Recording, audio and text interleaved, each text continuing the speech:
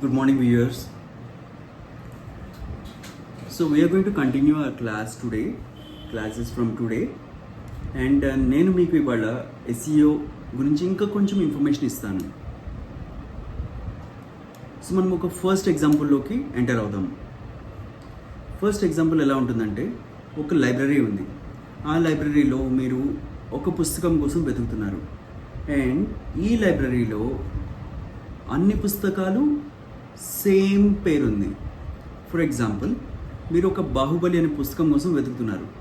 ఈ బాహుబలి అనే పుస్తకం డిఫరెంట్ ఆథర్స్ రాశారు, అండ్ అదే పుస్తకం అన్ని ర్యాక్స్లో ఉంది, అన్ని షెల్ఫ్స్లో కూడా అదే బుక్ ఉంది. సో ఫర్ ఎగ్జాంపుల్ ఒక 10 షెల్ఫ్స్ ఉన్నాయి, 10 ర్యాక్స్ 10 షెల్ఫ్స్ ఉన్నాయి.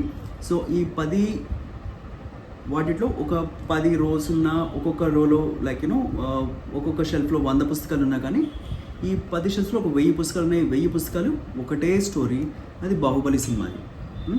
సో ఈ బాహుబలి అనే పుస్తకం కోసం మీరు వెతుకుతూ మీరు లైబ్రరీలోకి ఎంటర్ అయ్యారు. లైబ్రరీలోకి ఎంటర్ అయినప్పుడు మీరు డైరెక్ట్గా వెళ్ళి ఏ బుక్ని మీరు సెలెక్ట్ చేసుకుంటారు? సర్టైన్లీ ఫస్ట్ ఏదైతే ఉంటుందో అదే బుక్ని మనం సెలెక్ట్ చేసుకుంటాం. లేదు, కొంతమంది ఆథర్ పేరు తెలుసు, రాజమౌళి విజయేంద్ర వర్మ రాశాడు, ఆయన పుస్తకాన్ని చదవాలనేసి ఆ లైబ్రరీలోకి ఎంటర్ అయ్యారు. అలాంటప్పుడు వాళ్ళు కరెక్ట్గా అదే బుక్ని వెతుక్కుంటూ మరి వెళ్ళి ఆ బుక్ని తీస్తారు. అవునా? రైట్. సో అదే టైప్లో SEOని మీకు ఎక్స్ప్లెయిన్ చేస్తున్నాను. మీరు గూగుల్లో నాకు సో అండ్ సో టాపిక్ కావాలని సెర్చ్ చేశారు. సెర్చ్ చేసినప్పుడు మీకు అన్ని రిజల్ట్స్ సేమ్ పేరుతో కనిపిస్తాయి. ఫర్ ఎగ్జాంపుల్, మీరు ఇవాళ ఐఫోన్ వెతికారు. ఐఫోన్ వెతికితే మీకు గూగుల్లో ఉండే పేజెస్ అన్నీ ఐఫోన్వే ఉంటాయి. సో వాటిలో మీకు కావాల్సింది ఫస్ట్ లింక్ మీదనే క్లిక్ చేస్తారు, ఎందుకంటే మీకు ఫస్ట్ లింక్ అదే కదా కనపడింది. డెఫినెట్గా ప్రైసింగ్ అమెజాన్ది ఓపెన్ అవుతుంది, ఫ్లిప్కార్ట్ది ఓపెన్ అవుతుంది, లేదంటే ఇంకేదైనా షాప్ క్లూస్, లేదంటే డైరెక్ట్గా యాపిల్ వాడి వెబ్సైట్ ఓపెన్ అవుతుంది.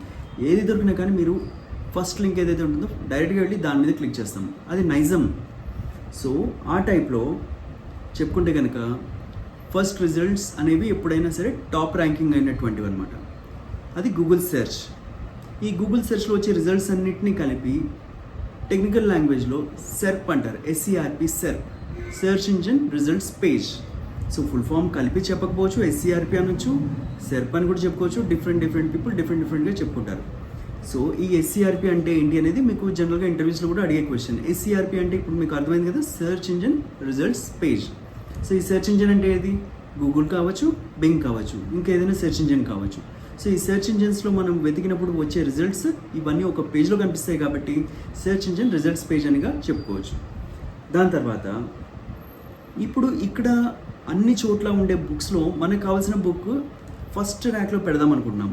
సో మనకు కావాల్సిన బుక్ ఏదైతే ఉందో, నేను ఒక SEOగా ఆ బుక్ని తీసుకొచ్చి నేను ఫస్ట్ ర్యాక్లో పెడితే నా బుక్ నేను పనిచేసే ఆథర్ ఎవరైతే ఉంటారో ఆయన పేరు ప్రవీణ్ కావచ్చు. ఈ ప్రవీణ్ అనే ఆథర్ ఏదైతే రాశాడో ఆ బుక్ని తీసుకొచ్చి నేను ఫస్ట్ ర్యాక్లో పెడదామని అనుకుంటున్నాను. సరే, ఇంకా రాజమౌళి రాశారా లేకపోతే వినాయక్ రాశారా అవన్నీ సెకండరీ. సో నేను రాసిన పుస్తకాన్ని తీసుకొచ్చి ఫస్ట్ ర్యాక్లో పెడదామని అనుకుంటున్నాను లైబ్రరీలో.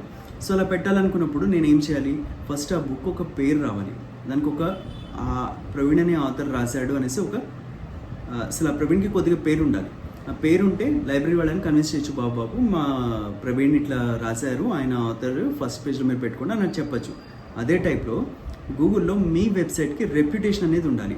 ఈ రెప్యుటేషన్ అనేది ఎప్పుడైతే ఉంటుందో డెఫినెట్గా మీ బుక్ని, అంటే మీ పేజ్ని ఫస్ట్ లింక్కి గూగుల్ ప్రమోట్ చేస్తుంది. ఈ రెప్యుటేషన్ మనం ఎలా బిల్డ్ చేయాలి, దానికోసమే మనం SEO చేస్తున్నాము. Okay, very good.